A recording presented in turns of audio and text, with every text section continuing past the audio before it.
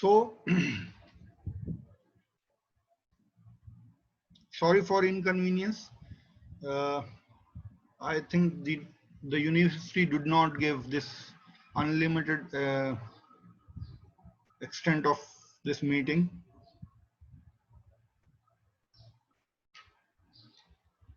So we have 37 participants. I'm trying to have more and more.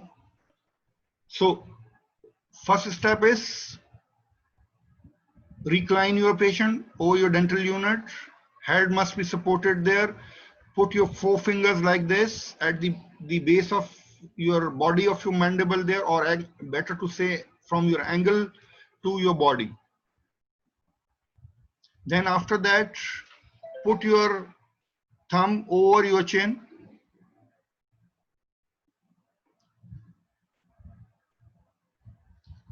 This will make this C.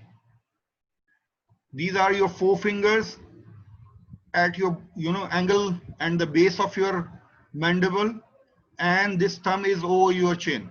So this will make a C of each hand there. C on left side, C on right side. Understanding? Then after that, you try to move the mandible. As I told you, you just rotate the mandible like this. You give movement like this. The C movement जो है आपकी, इसको complete करना है आपने. You move this thumb down and you move this area up. You give the pressure on a downward direction in this area and upward direction in this area. So your head of the condyle ultimately goes into the zero position there.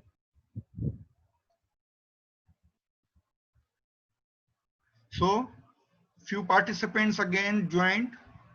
I repeat it again, that first step is lying down your patient at 180 degree. Then try to keep your head of the patient stabilized with your headrest there. Then put your forefingers at your angle and base of your mandible there. Then try to make a C there by keeping your thumbs over the chin of your patient. So you will make this C like this. The C is very, very important.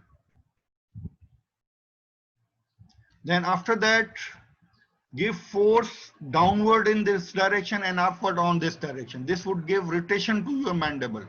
So your head of the condyle ultimately goes into its zero position.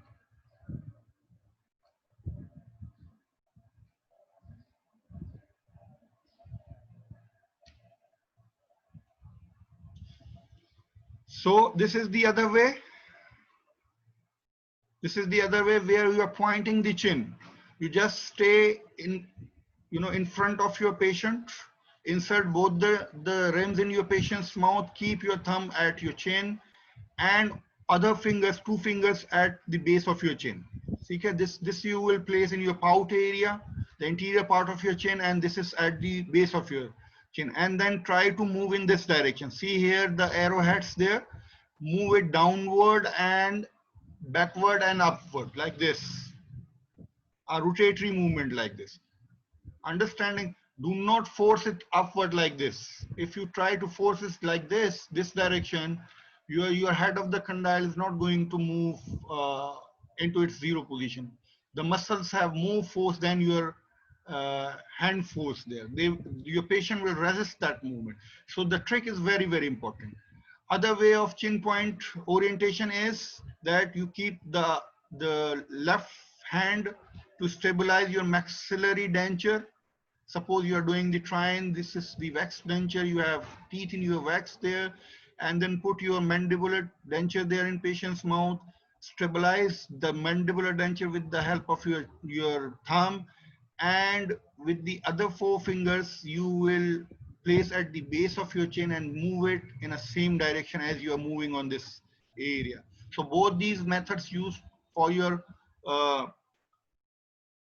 this chin point guidance. This is called chin point guidance, or these two methods are belonging to that category. By manual मैंने आपको बताया, bye manual ये है जिसमें आप सी बना रहे हैं, जिसमें you are using both of your hands at your chin there. In this case, only one hand we are using at the chin. Other hand is used to stabilize the maxillary denture.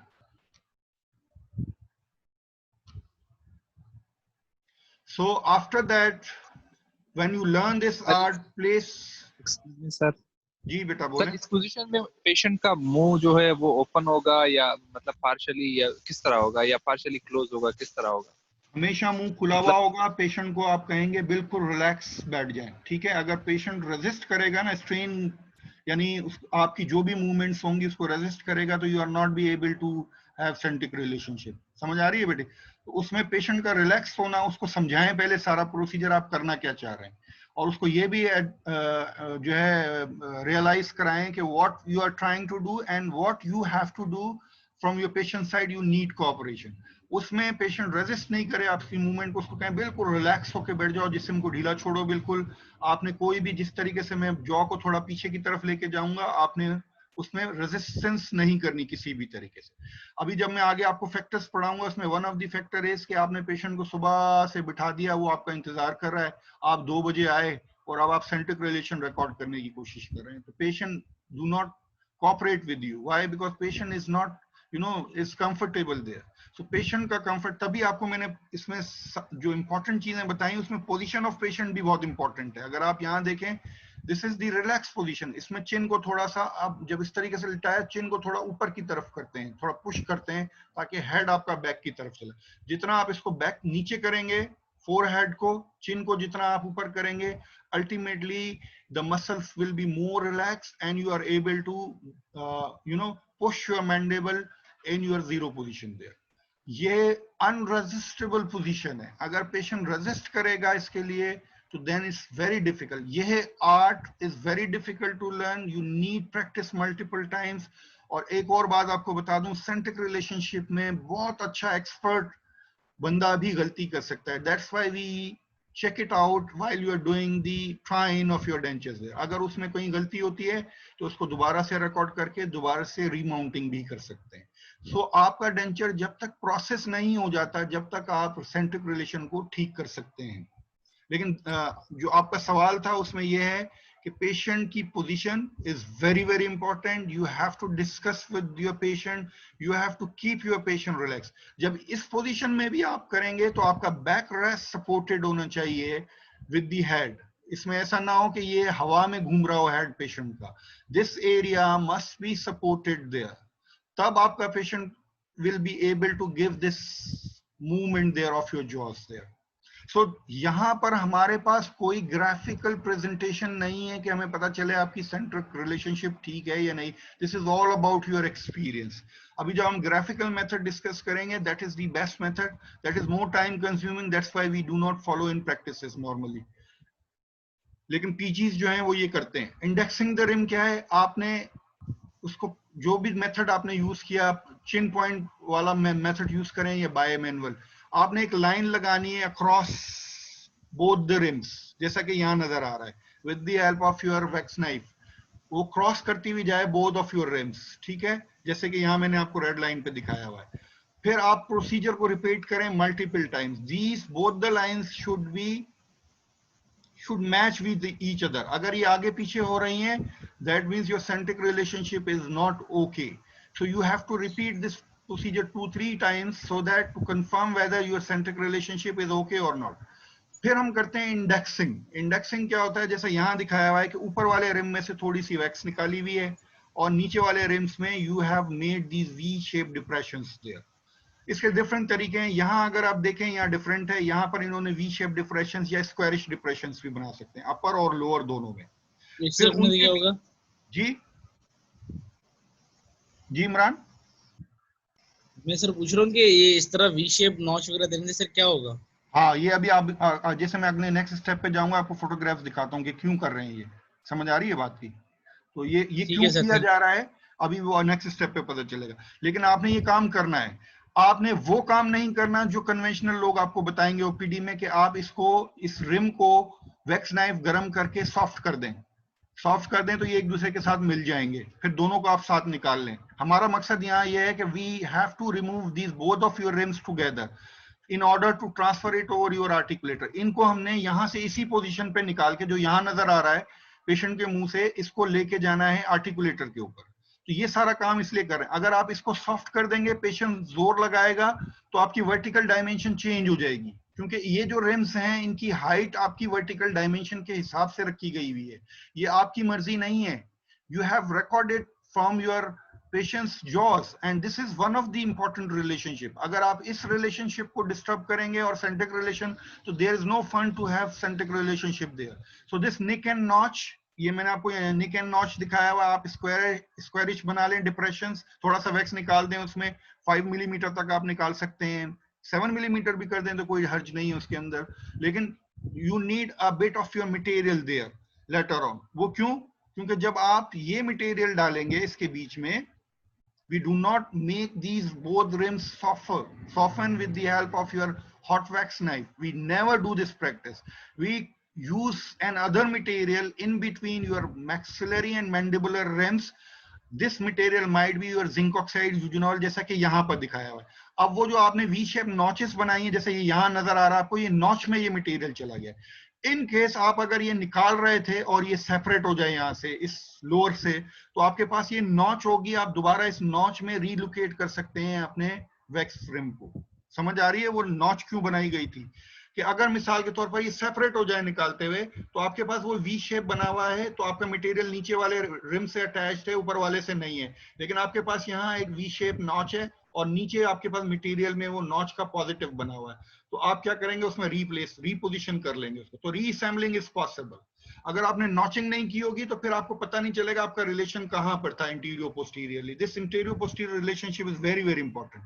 So you can use, अगर आपके पास महंगे material नहीं use करना तो आप quick setting plaster, ये जो soft plaster होता है उसमें थोड़ा सा नमक डाल लें तो वो क्विक सेटिंग प्लास्टर भी बन सकता है। उसको मिक्स करें और रिम्स के ऊपर बीच में डाल के पेशेंट के मुंह में इंसर्ट करके सेंट्रिक रिलेशनशिप, वो जो 2 लाइनें लगाई थी इंडेक्सिंग के वक्त, उन 2 लाइनों को देख लें कि वो मैच कर रही हैं एक दूसरे से, that means your centric relationship is okay. या फिर आप bite registration zinc oxide paste use कर लें, जो नॉर्मली हमारे पास ओपीडी में अवेलेबल होता है, वो यूज कर सकते हैं। वो नहीं है तो आप बाइट रजिस्ट्रेशन वैक्स यूज करेंगे। इस वैक्स में और बाइट रजिस्ट्रेशन वैक्स में फर्क होता है। नॉर्मली हम एलयू वैक्स यूज करते हैं, एलयू वैक्स में हमने एल्यूमिनियम ऐड किया होता है, मेटल को ऐड किया होता है। वो वैक्स आपकी जो है नॉर्मल टेम्परेचर्स पे जस्ट लाइक मेटल होती है, बहुत हार्ड वैक्स होती है, और उसको आप फ्लेम पे नरम नहीं करते, गर्म पानी में नरम करके उसको, फॉर एग्जाम्पल जहां आपने नॉच बनाई हुई है या इन बिटवीन 2 रिम्स रख के जॉ को क्लोज करवा दें। तो जब एक दफा वो हार्ड हो जाएगी पेशेंट के मुंह में, it never change its shape, and this is one of the quality of your bite registration material. ये ऊपर हेडिंग जो मैंने दी हुई है, ये बाइट रजिस्ट्रेशन मटेरियल है। जैसा कि ये यहाँ आपको नीचे ग्रीन कलर का या पर्पलिश ग्रीन जो नजर आ रहा है, ये बाइट रजिस्ट्रेशन मटेरियल है। वैक्स इसके नीचे है जो आपने वैक्स रिम्स बनाए हुए थे। सो वैक्स रिम का यूज ये नहीं है। Then you can use silicones, लेकिन आम सिलिकॉन नहीं, बाइट रजिस्ट्रेशन सिलिकॉन्स, जो कि ज्यादा हार्डर होते हैं और उनका सेटिंग टाइम बहुत शॉर्ट होता है। आप ये जो इंप्रेशन सिलिकॉन्स हैं, ये they are not use for recording the jaw relationships. Yes, if you are expert enough you can use it, but उसके अंदर फ्लेक्सिबिलिटी ज्यादा होती है, तो उसमें डी शेप होने के चांसेस ज्यादा होते हैं।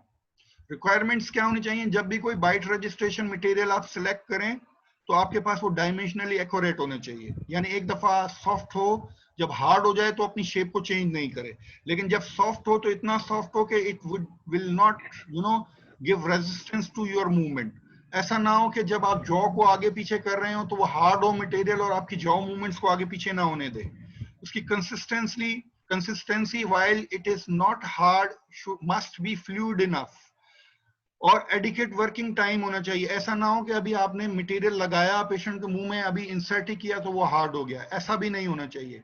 कोशिश करनी चाहिए कि ऐसा मटेरियल हो जो एट लीस्ट आपको 1 मिनट का या आधे से 1 मिनट का वर्किंग टाइम दे, और ऐसा मटेरियल भी नहीं होना चाहिए जिसका वर्किंग टाइम बहुत ज्यादा हो।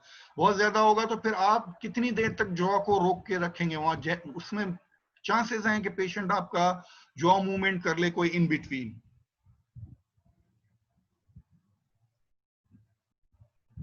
शॉर्ट सेटिंग टाइम होना चाहिए।